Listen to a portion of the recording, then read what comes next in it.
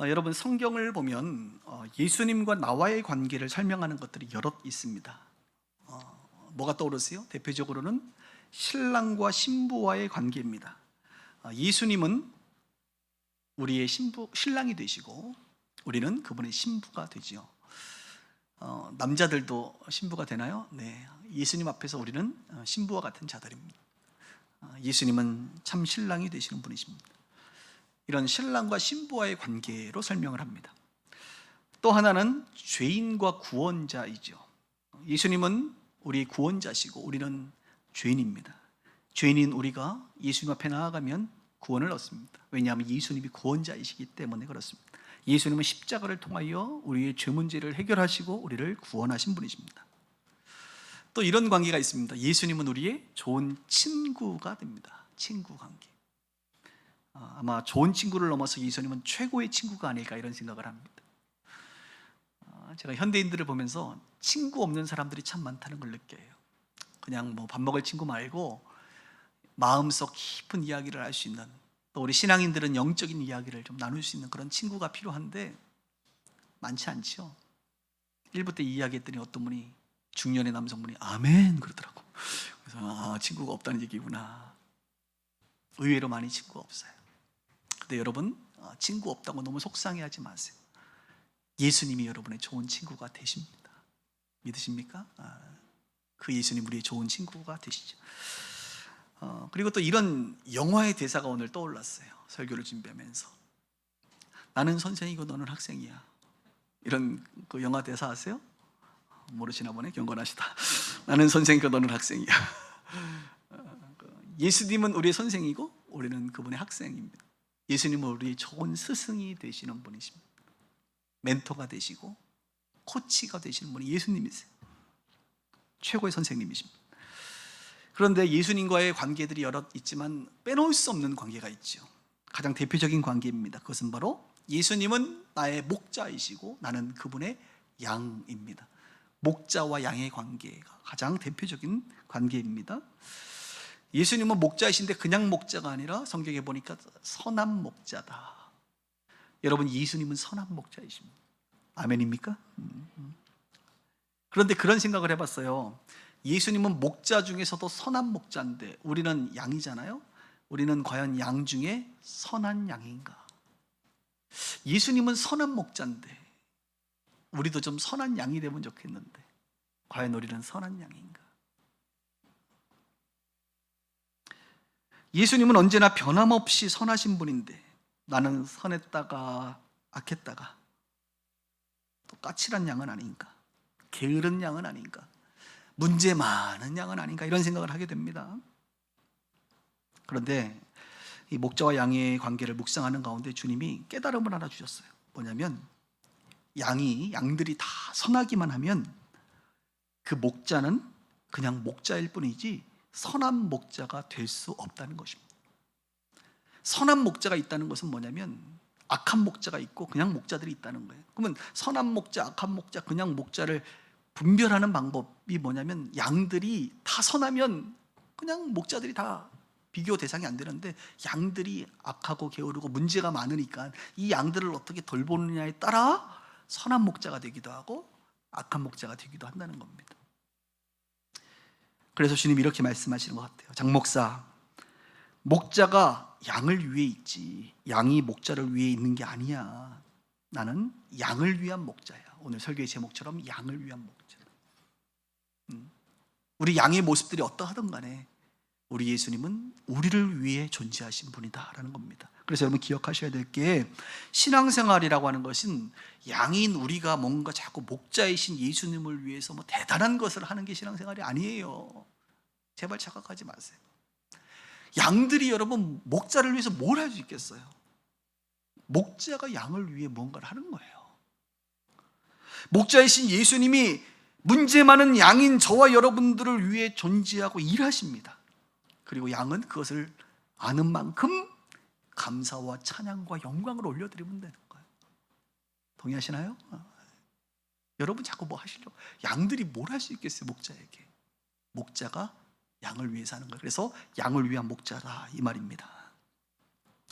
오늘 우리가 살펴볼 요한복음 10장의 내용이 바로 목자와 양의 관계를 잘 설명해 주고 있는데, 그리고 이 내용의 결론은 뭐냐면 생명과 관계된 거예요. 생명. 예수님은 목자신데 양들을 위해 존재하는 목자인데 이 양들의 생명을 위해서 존재하시는 목자다. 이 말을 10장 전체가 하고 있습니다. 한번 오늘 내용을 좀 살펴보도록 할게요. 여러분, 양들에게 가장 중요한 게 뭘까요?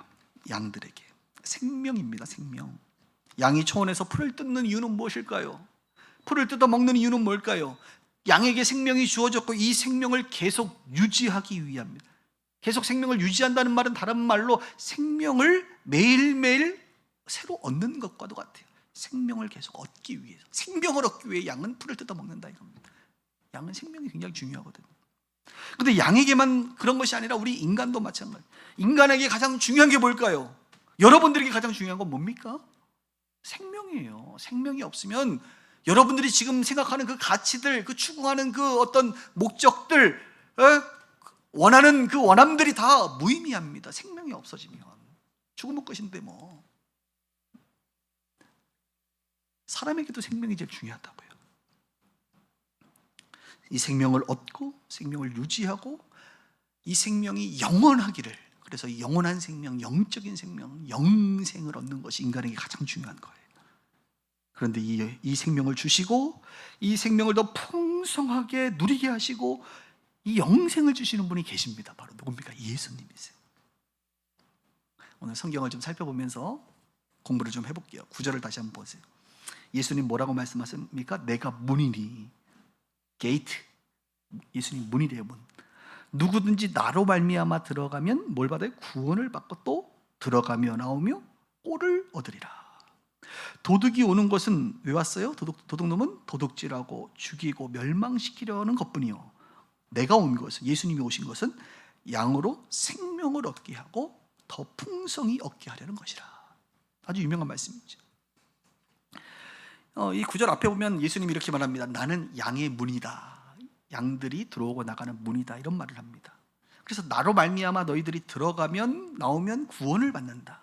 그러니까 예수로 말미암아 들어가야 구원을 받아요. 다른 이름으로는 안 됩니다. 오직 예수의 이름으로 들어가요. 그 예수님이 말씀하시는 그 게이트, 그 문을 열고 들어가야 구원을 받는다고 성경은 말해요.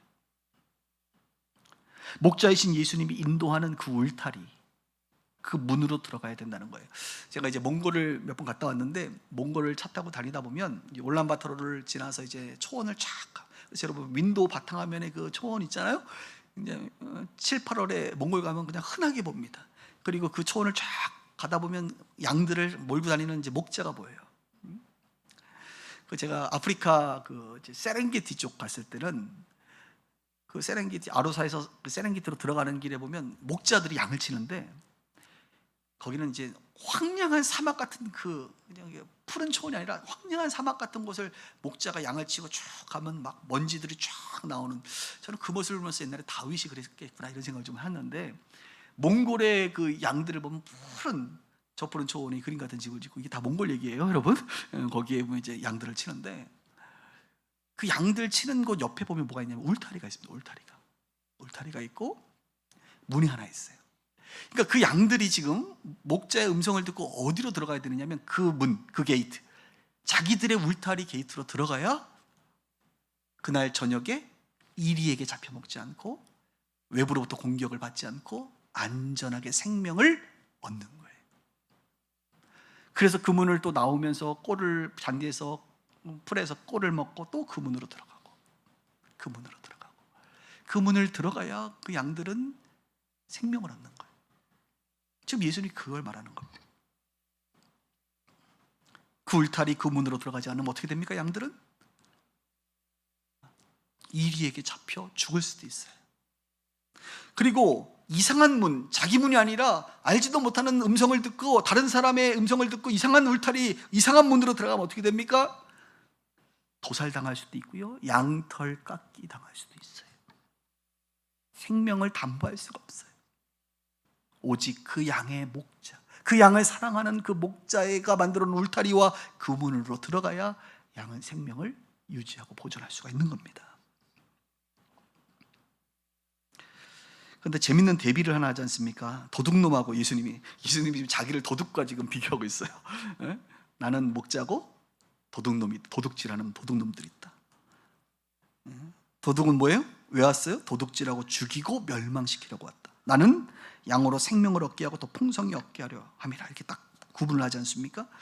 그러니까 예수님은 이 가르침을 통하여 뭘 알려주고 싶냐면 도둑놈이 있다 없다? 있다. 여러분의 인생에 도둑이 있다 없다? 있습니다. 그 도둑놈 누구예요? 마귀. 이놈은 여러분들의 생명을 뺏으려고 합니다. 여러분의 생명을 도둑질하려고 합니다. 풍성한 삶을 여러분들이 못 살게 만드는 게 이 도둑놈이에요. 마귀예요. 하나님은 주시는 분이십니다. 마귀는 빼앗는 분입니다라고 말하고 수는 없죠. 놈입니다. 마귀는 빼앗는 놈이고 하나님과 예수님은 주시는 분이세요. 뭘요? 생명을 하나님은 주시지만 마귀는 생명을 뺏습니다. 마귀는요 때로는 건강을 뺏습니다. 마귀는요 때로는 여러분들에게 있는 물질을 뺏습니다. 여러분들에게 있는 그 좋은 관계를 뺏습니다. 우리가 누려야 될 기쁨을 뺏고요, 행복을 뺏고 하나님이 주시는 그 은혜를 뺏어가는 놈이 마귀예요. 도둑놈이에요. 놈은 생명을, 하나님이 주신 생명을 뺏어버려요. 이놈이 마귀예요. 근데 예수님은 뭐라는 거예요? 아니다.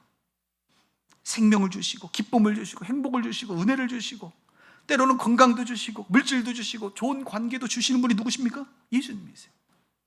대비가 되죠. 저는 이 땅에 많은 그리스도인들이 뺏기고 사는 것을 너무 많이 봤어요. 뺏겨요. 하나님이 주신 걸 왜 뺏겨? 그 여러분 거거든. 하나님이 여러분들에게 누리라고 주신, 풍성히 누리라고 주신 것들이 자꾸 뺏기는 거예요. 이 배후에는 누가 있다고요? 도둑놈, 마귀가 있는 거예요. 마귀가 자꾸 뺏기도록 만들어요. 여러분들에게 욕심을 줘서, 여러분들의 판단력을 흐리게 하고, 여러분들에게 이상한 사람 갖다 붙여가지고 사기 맞게 하고, 무리한 욕심에 이끌려 건강을 해치게 또 하고, 여러분들의 마음에 분노의 마음을 줘서 관계를 끊어버리기도 하고, 이 마귀는 끊임없이 여러분들이 풍성히 못 살도록, 지옥 같은 삶을 살도록 끊임없이 여러분들 뺏으려고 하는 놈이라 이거예요. 지금까지 여러분 인생 살면서 좀 뺏긴 적이 있죠? 아, 목사님 그때 내가 많이 뺏겼죠. 왜 내가 그렇게 판단했을까요? 왜 내가 그 욕심 가운데 사로잡혔을까요? 마귀가 그거 다 아는 거예요, 뒤에서. 그런데 우리 예수님은 생명을 얻게 할 뿐만 아니라, 제가 제일 좋아하는 표현입니다.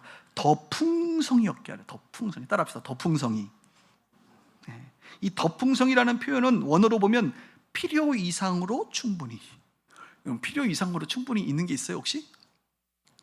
어떤 분은 목사님 저는 스태미나가 필요 이상으로 많아요. 이런 분들도 계세요. 건강이 나는 필요 이상으로 건강해요. 네. 어떤 분은 물질이 필요 이상으로 많은 분들이 계세요. 근데 하나님이 막 주시는 경우가 있어요. 부럽죠? 그래서 우리 임 목사님이 그 얘기하더라고. 부자는 어느 정도일 때 부자냐? 여러분이 생각하는 부자는 도대체 얼마 정도 있으면 부자예요? 저는 옛날에 한 20억 정도 있으면 부자 아닌가 싶었어요. 20억 정도 있으면 평생 놀고 먹을 수 있을 것 같아요. 근데 요즘에 미 연준에서 하도 그냥 달러를 그냥 뿌려대가지고 또 한국에서도 뿌려대니까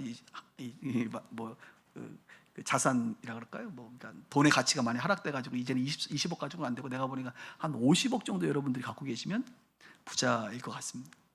계시나요? 우리 교회? 안 계시죠? 할렐루야. 목사님 50억도 요즘은 안 돼요. 한 100억을 있어야 돼요. 근데 우리 임 목사님이 그 얘기하더라고요. 목사님, 어느 분이 부자가 그러는데 얼마가 있어야 부자냐? 잘 들으세요. 자기 수입을 알 수 없을 정도로 돈이 많이 들어오면 부자다. 그 말 듣고 얼마나 웃었는지 몰라. 혹시 부자 계세요? 자기 수입이 얼마가 들어오는지 모를 정도로 막 정신없이 그냥 들어오신 분 계세요? 그건 부자래요. 그게 다 뭐냐? 필요 이상으로 채워지는 거. 필요 이상으로. 건강도 필요 이상으로 건강한 사람이 있고요. 다른 말로 과도하다, 지나치다, 과도하게, 지나치게 채워지는 경우가 있어요. 넘치도록 채우시고 부으시는 하나님의 은혜 가운데 사는 사람이 있어요, 여러분. 그런 그리스도인들이 많습니다. 뭐 자기가 그렇게 대단한 일을 하지 않았는데 그냥 하나님이 넘치도록 채워줘서 넘치도록. 우리 하나님 그런 분이세요. 넘치도록 은혜를 부어주시고 넘치는 감사와 기쁨을 주시고 넘치는 건강도 주시고 지혜도 주시는 분, 그 하나님이 우리 하나님이세요. 저는 그 하나님을 여러분들이 경험하기를 주님의 이름으로 축복합니다. 오늘 살짝 기복치랑 같은 뭐 이런 얘기라고 느껴지나요? 그렇지 않아요, 여러분. 누가 저에게 이렇게 물어보면 뭐라고 대답해야 될까 생각해 봤어요. 여러분들 한번 대답해 보실래요? 예수 믿으면 복 받나요? 목사님, 예수 믿으면 복 받아요? 이렇게 누가 질문하잖아요. 예수 믿으면 복 받아요? 자, 여러분 대답해 보세요. Yes or no? 예수 믿으면 복 받아요? Yes? No? 뭐예요 도대체? 예수 믿으면 복 받는 거예요? 근데 이 질문은 좀 잘못됐어요. 왜냐하면 이 질문하는 사람이 말하는 복이 도대체 뭐냐, 이걸 정의해야 되거든. 저에게 이 복을 구체적으로 얘기해라. 당신이 말하는 복이 뭐냐? 지금 생각하면서 말하는 그 복이 뭐냐? 아, 그 복은요, 구원이요, 구원. 예수 믿으면 구원 받나요? 예스. 구원 받지. 그건 너무나도 분명하게 얘기할 수 있어요. 예스. 예수 믿으면 영생 받나요? 그 복? 예스. 예수 믿으면 참된 안식을 얻을 수 있어요? 예스. 예수 믿으면 평안과 기쁨으로 살 수 있나요? 노? 믿어보니까 노예요? 아니, 예스, 예스. 예수 믿으면 천국 가요, 목사님? 아, 천국 가는 그 복? 예스. 자, 여기 너무 쉽죠? 자, 다음 질문 한번 대답해 보세요. 예수 믿으면 건강합니까? 건강의 복을 받나요? 예스? 노? 뭐예요? 저는 이렇게 대답합니다. Maybe. 아마도 받지 않을까. 목사님, 예수 믿으면 물질적인 축복 받나요? Maybe. 예수 믿으면 원만한 직장생활 가능합니까? Maybe. 관계 회복이 있습니까? 행복한 가족 꾸릴 수 있습니까? Maybe. 아마 저는 예스라고 대답하고 싶은데 그건 당신에게 좀 달려있는 거야. 당신이 하기 나름이야. 어떤 사람은 받기도 하지만 못 받는 사람도 있거든요. 그러니까 maybe. 그런데 제가 노라고 얘기하지 않습니다. 왠 줄 아세요? 예수 믿으면 예수 안에는 노가 없어요. 노를 했다는 말은 예수 믿으면 건강합니까? No! 라고 말한다는 건 뭐예요? 하나님의 전능하심을 믿지 않는다는 거예요. 하나님이 당신의 건강을 회복시켜 줄 수 있는 분이라는 것을 부정하는 거예요. 그러니까 사실 예수 안에서는 노가 없어요. 항상 예스는 아닐지라도 어떤 경우 주님이 누군가에게는 예스 해주시거든. 건강 주시거든. 누군가에게는 물질적인 축복 주시거든. 누군가에게는 기쁨과 평안 너무나도 크게 주시거든요. 가정의 행복도 주시고 원만한 직장생활 하게 하시거든요. 노라고 얘기할 수 없단 말이에요. 분명한 건 뭡니까? 예수 믿고 예수 안에 살면 생명을 얻을 뿐만 아니라 이 땅에서 더 풍성한 삶을 살 수 있다는 겁니다. 이것이 주님의 지금 가르침이에요. 시편 1편은 어떻게 시작합니까? 복 있는 사람은. 복이 있다는 거예요. 사람들에게 하나님이 복을 주신다는 거예요. 하나님 안에 거하면 복을 받을 수 있다는 거예요. 기복신앙을 말하는 게 아니에요. 복만을 말하는 그런 지금 설교가 아니에요, 여러분. 어느 교회 가면 매주마다 복에 대한 이야기를 10번 이상 하는 설교를 매주 듣는, 우리 교회는 그런 교회가 아니에요. 제가 지금 복을 오랜만에 얘기했습니다. 할렐루야. 복을. 근데 하나님이 복 주신 분인 것은 분명해요, 여러분. 풍성히 주시는 분인 것은 분명합니다. 로마서 8장 32절에 그 유명한 말씀이 있습니다. 자기 아들을 아끼지 아니하시고 우리 모든 사람을 위하여 주시니까 어찌 그 아들과 함께 모든 것을 우리에게 주시지 아니하겠느냐. 무슨 말이에요? 하나님에게 가장 소중한 분이 예수님인데 그 예수님을 여러분들을 위하여 십자가에 내주셨잖아요. 하나님이 가장 소중한 것을 주셨는데 그 외에 너희들이 구하는 그것들, 그걸 주시지 않겠느냐. 그 말하고 있는 거예요. 그것 다 줄 수 있다는 거예요. 저는 여러분들이 그 하나님의 부유하심과 풍성하심을 경험하게 되기를 주님 이름 축복합니다. 그래서 누군가 예수 믿으면 복 받아요? 물론이지. 예수 믿으면 영적인, 정서적인, 육체적인, 관계적인 모든 복을 받을 수 있다. 저는 그렇게 담대하게 여러분들이 선포할 수 있기를 바랍니다. 자기 아들을 십자가에 죽기까지 하신 그분이 이 모든 것을 더하여 주시지 않겠느냐. 그러므로 우리는 기도 제목을 가지고 여러분들의 마음의 소망을 가지고 간절히 부르짖을 필요가 있어요. 그 기도 제목이 잘못된 것이라고 한다면 하나님께서 그것을 조정해 주실 겁니다. 네?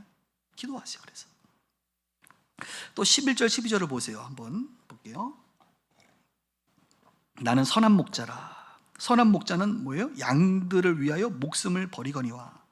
삭꾼은 목자가 아니요 양도 제 양이 아니라 이리가 오는 것을 보면 양을 버리고 달아나니 이리가 양을 물어가고 또 해지느니라.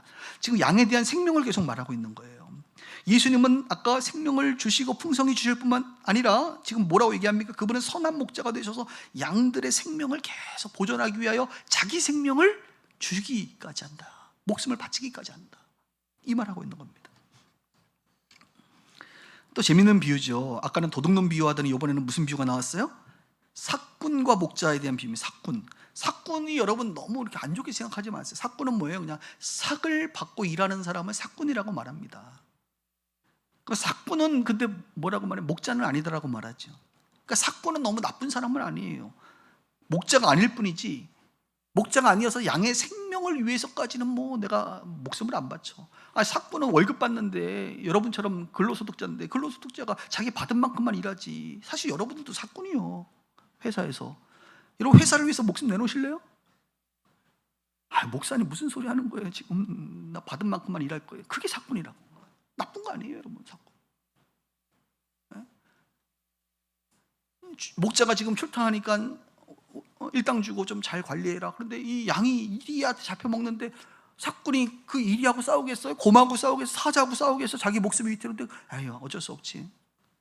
그냥 내 월급에서 까세요. 이래가지고 그냥 보내는 거예요. 근데 목자는 안 그렇죠. 다윗이 목자였잖아요. 양을 위하여 짐승들과 싸우잖아. 제압하잖아. 자기 목숨을 담보로 싸우는 게 목자가. 내 양인 이 생명을 보존하기 위하여 자기 생명까지도 주는 게 목자예요. 목자.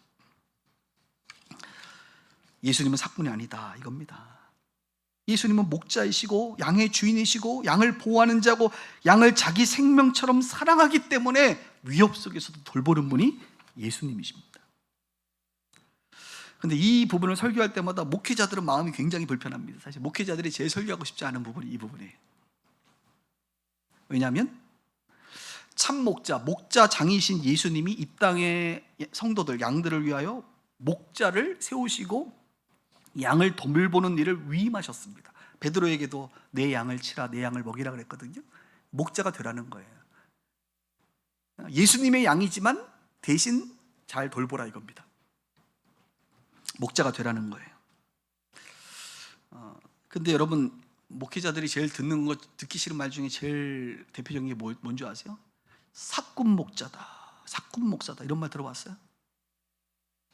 어떻게 지금 목사님 앞에서 그렇게 제가 지금 반응을 해야 될지 모르겠어요. 목사님 이렇게 얘기하지 마시고 삭꾼 목사, 삭꾼 목자라는 말을 많이 씁니다 사람들이.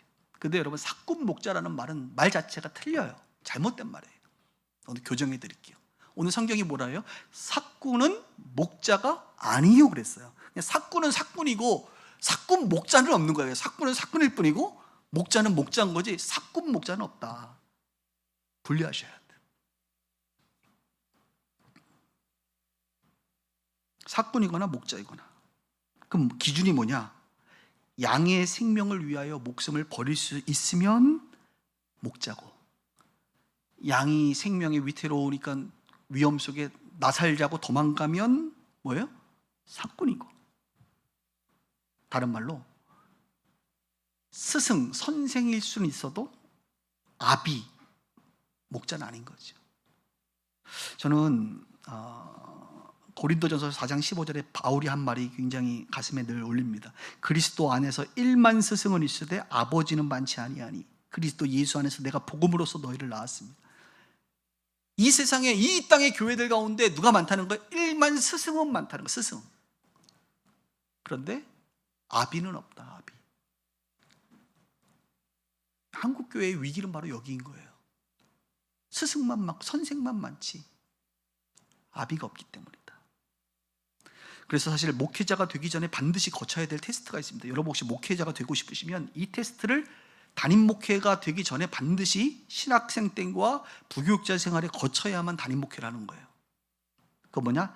자기 부인과 내려놓음. 다른 말로 내가 죽고 예수 안에서 부활하는 것을 경험해야 돼. 내가 내 생명을 한번 바쳐야 돼요. 그래야 목회를 하는 거예요. 특별하게. 두 가지를 목숨을 바쳐야 되는데, 첫 번째는 복음과 교회와 하나님 나라를 위하여 순교하는 과정이 실제로 있어야 돼요. 영적인 순교가. 특별히 경제적인 어려움을 통해서 이 순교의 과정을 경험해야 됩니다. 모든 목회자들은. 가난의 문제가 뛰어넘어야 돼요. 이 재정의 문제를 뛰어넘어야 돼요. 그러니까 사건은 돈에 의해서 움직이는 거거든요. 그러니까 돈의 문제를 뛰어넘어야 목회를 하는 거예요. 저는 요즘 신학생들이 참 안타까운 게 뭐냐면 전도사를 안 해. 왜냐하면 전도사 하면 뭐 교회에서 뭐 100만 원, 뭐 70만 원 막 이렇게 준단 말이에요. 파트타임이니까. 뭐 그것도 뭐 사실 작은 건 아니에요, 여러분. 근데 무슨 힘들게 전도사 하냐? 그냥 편의점에서 알바하지, 식당에서 서빙하지. 그러면 8,700원 정도 받으니까 뭐 한 10,000원 정도 잘 되는 데는 준단 말이에요. 그러면 뭐 전도사 하는 것보다 나아. 동의하시나요? 그래서 요즘 신학생들이요, 전도사 안 하고 그 신학교 다니는 동안 그냥 알바해요, 알바. 저는 그 얘기 들으면 전문용어로 뚜껑이 열립니다. 너 사꾼 되고 싶어서 지금 하는 거냐? 취업하려고 하는 거요? 그 신학생 때, 그 신학교를 졸업하고 그 생활 가운데 내가 목자가 되는 과정을 훈련해야 되는 거거든요. 그 부교육자 생활 가운데 내가 참 목자가 되는 그 훈련을 통해서 내가 돈과 상관없이 이 가난의 문제, 신학생, 그래서 여러분 신학생들에게 함부로 후원하지 마세요. 이게 무슨 말이냐면 하나님이 지금 엄청난 이 죽음의 과정을 훈련시키고 있는데 괜히 여러분들이 끼어들어가지고 하나님이 하시는 그 훈련을 방해해서 막 후원해줘가지고 막 살게 하시면 안 돼요. 이 말 이해되세요, 여러분? 죽어야 돼, 거기. 내가 주님, 나는 그냥 죽겠습니다. 나는 이번 달에 공과금도 못 내고 내 자식 교육도 못 시키고 난 그냥 가지. 이게 순교인 줄 알고 죽겠습니다. 이 과정을 한번 겪고 하나님이 건짐을 경험해야, 만나를 경험해야, 매출하기를 경험해야 돈으로부터 자유로워지는 거예요, 목회자가. 그 훈련이 필요해요. 또 가정으로부터, 예수 안 믿는 가정으로부터 때로는 단절되는 죽음, 관계로부터 완전히 버림받는 그 훈련을 받아야 돼, 목회자는. 갑자기 이 얘기를 들으니까 우리 애가 목회한다고 말려야겠다 이런 생각 드시죠? 또 하나가 뭐냐면 실제로 부교육자 생활을 하면서 성도, 양을 보호하기 위한 죽음의 과정을 경험해야 돼. 이 말은 또 무슨 말이냐면 뭐 중고등부든 대학부든 청년부든 장년부든 간에 내가 부교육자 생활을 하면서 그 성도를 위하여 이 성도를 도와줬다가 괜히 내가 망할 수도 있겠구나. 이 성도를 정말 보호하려고 하다가 내가 죽을 수도 있겠구나. 이 경험을 해야 되는 거예요. 나 살겠다고 모른 척하는 거, 이거 안 되는 거거든. 이 사람 살리고자 내가 죽음을 각오하는 그 실제적인 과정이 목회 현장 가운데 반드시 있어야 돼. 이 두 가지 테스트를 하나님은 반드시 거치게 하십니다. 그리고 나서야 단독 목회를 하게 하십니다. 재밌죠? 우리 세계는 그래요, 여러분. 또 이제 목회를 하면서도 우리는 검증할 수 있어. 목회를 하면서 가장 쉬운 방법이 뭔지 아세요? 사꾼인지 목자인지? 담임 목사님에게 월급을 주지 못할 교회 형편이 어려워져서 못 주는 경우가 있을 거 아닙니까? 그러니까 월급을 주지 않아도 목회를 계속할 수 있을지 아닐지를 판단하면 돼요. 월급 못 받네. 내가 뭐 그만해야겠다, 목회. 이건 사꾼이요. 월급을 못 받아도 내가 다른 일을 하면서라도 내가 목회를 계속하는 사람은 목자예요. 이해되세요, 여러분? 그래서 일하시는 목사님들을 굉장히 많습니다. 그분은 굉장히 훌륭한 분들이에요. 자기가 일을 하면서 교회 월세를 내고 사례비를 못 받지만 한 영혼, 두 영혼을 위해서 내가 이 목회를 계속 하고 있다는 것은 굉장히 훌륭한 일이에요. 또 뭐가 있냐면 교회가 어려울 때 자기 살겠다고 청빙 들어와가지고 홀라당 도망가는 목사들 있죠? 물론 교회가 좋을 때, 우리 빗솔교회처럼 좋을 때 갑자기 저를 어디서 오라 그러면 제가 가는 거야 문제가 안 되죠. 당황하지 마세요. 근데 그게 아니라 교회가 너무 어려워 지금. 코로나로 너무 어렵고 성도들이 너무 고통 가운데 있는데 그 양들 나 모른 척하고 나는 나 살겠다고 어디 홀라당 가는, 전문 용어 자꾸 나오네, 가는 경우가 있어요. 그게 다 뭐예요? 사건이에요, 사건. 그래서 목회자는 교회가 어려울 때는 아무리 그런 기회가 있어도 자리를 지키는 거예요. 이 성도들을 위해서. 근데 내가 없어도 이제 누군가 와도 되겠다 할 때 그때 또 청빙을 받게 되면 가는 거예요. 이런 과정을 통해서 저 사람이 사꾼인지 목사인지 목자인지를 분별할 수 있어요. 한국 교회의 위기는 뭐냐? 목자가 별로 없어. 죄송하지만 사꾼이 너무 많아. 근데 요즘에 성도들은 그래요. 목사님, 우리는 목자이길 바라지 않아요. 그냥 사꾼 정도만 제대로 해주세요. 받은 만큼만 제대로 해주세요. 이런 분들이 많더라고 또. 근데 요즘에는 목자와 사꾼보다 더한 놈이 나타났어요. 뭐냐면 사기꾼이 있습니다. 사기꾼. 그래서 성도들이 목자를 만나면 어떻게 되냐, 행복한 신앙생활을 해요. 영적 아비를 만나니까. 그런데 사꾼을 만나면, 월급쟁이를 만나면 신앙생활이 불행합니다. 그런데 사기꾼을 만나면 여러분은 망합니다. 우리 교회는 어떤 교회냐? 알아서 판단하세요.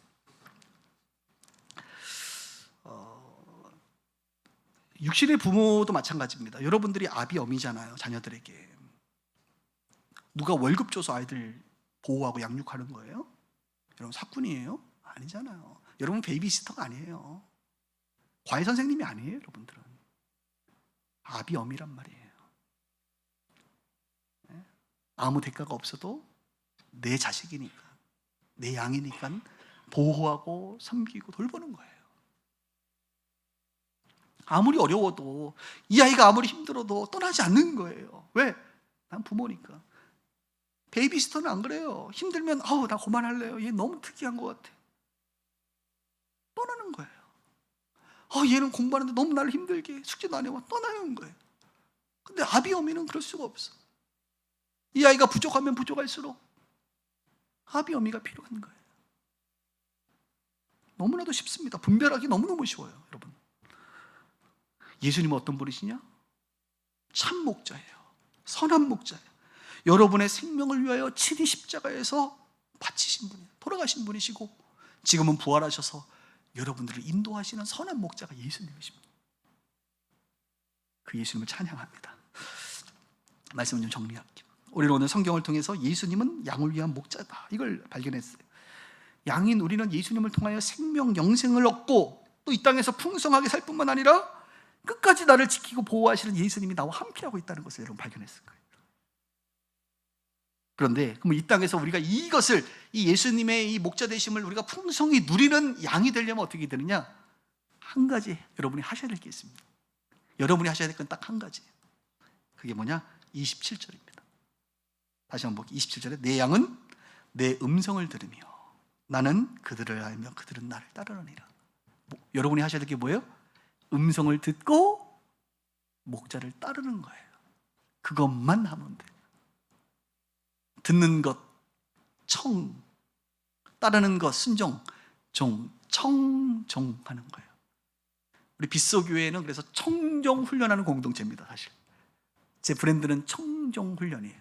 제자 훈련이고 무슨 제자 맨날 예수님 배우는 그런 게 아니에요. 우리의 진정한 훈련은 주님의 음성을 듣고 하나님의 음성을 듣고 그 음성을 따라가는 거예요. 순종하는 거예요. 그 훈련이 되셔야 돼요. 이 훈련만 되시면 어떻게 돼요?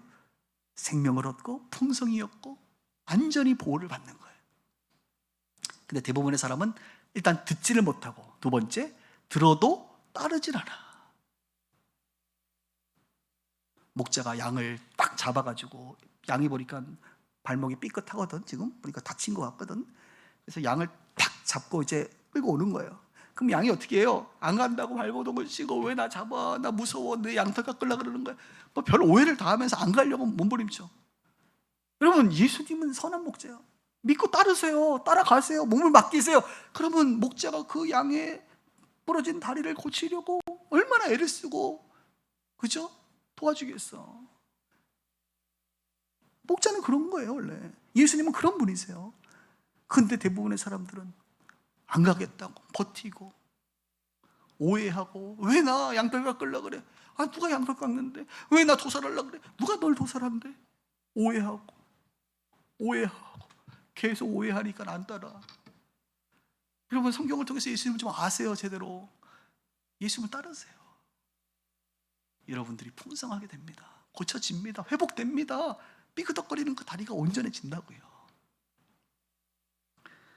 우리는 말씀을 통하여 하나님의 음성을 듣죠. 기도 중에 하나님의 음성을 듣고, 교회 공동체를 통해서 하나님의 음성을 듣고, 꿈을 통해서 듣고, 환경을 통해서 하나님 인도하심을 제가 수도 없이 말할 뿐만 아니라 훈련하고 있습니다. 오늘도 설교를 통하여, 지난주도 계속적으로 말씀을 듣는 중에, 읽는 중에, 연구하는 중에, 묵상하는 중에 계속 우리는 듣게 돼요. 듣고 따르세요. 따르면 여러분들이 복을 받게 됩니다. 장 목사, 목자가 양을 위해 있지, 양이 목자를 위해 사는 것이 아니야. 나는 양을 위한 목자야. 양의 생명을 위하여 존재하는 선한 목자야. 저에게 하신 그 음성이 여러분들에게도 들려지기를 주님의 이름으로 축복합니다.